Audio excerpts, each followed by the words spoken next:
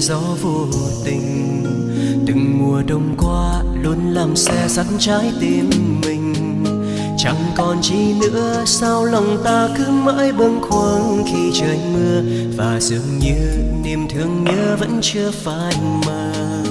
Đoạn đường ngày xưa anh cùng em chung bước đi về, đoạn đường hôm nay riêng mình anh lấy gót ê chề. Đường vào tình yêu sao giờ đây sẽ lối chia đôi trong tình liêu, bởi vì đâu hai chúng ta không thể có nhau. Còn nhớ những lúc đắm đuối vui với nhau, em thơm tươi cười và em nói em sẽ mãi yêu đến trọn cuộc đời. Thời gian như con đứng trôi, lời em như cơn gió thôi, và giờ đây em bỏ anh một mình đơn côi.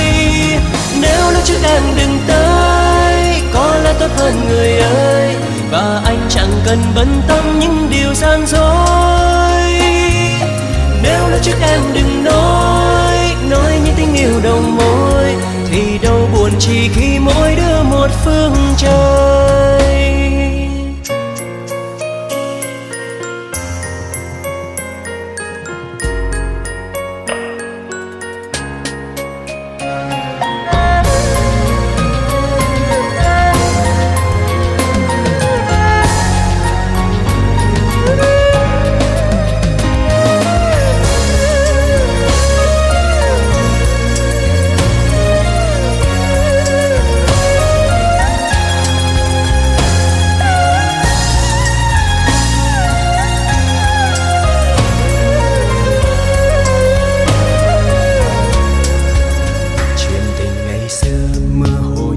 Gió vô tình từng mùa đông qua luôn làm xe dắt trái tim mình. Chẳng còn chi nữa sao lòng ta cứ mãi bâng khuâng khi trời mưa, và dường như niềm thương nhớ vẫn chưa phai mờ. Đoạn đường ngày xưa anh cùng em chung bước đi về, đoạn đường hôm nay riêng mình anh lấy gót ê chề. Đường vào tình yêu sao giờ đây sẽ lối chia đôi trong tình liêu, bởi vì đâu hai chúng ta không thể có nhau. Còn nhớ những lúc đắm đuối vui với nhau, em thơm tươi cười và em nói em sẽ mãi yêu lên trọn cuộc đời. Thời gian như con nước trôi, lời em như cơn gió thôi, và giờ đây em bỏ anh một mình đơn côi.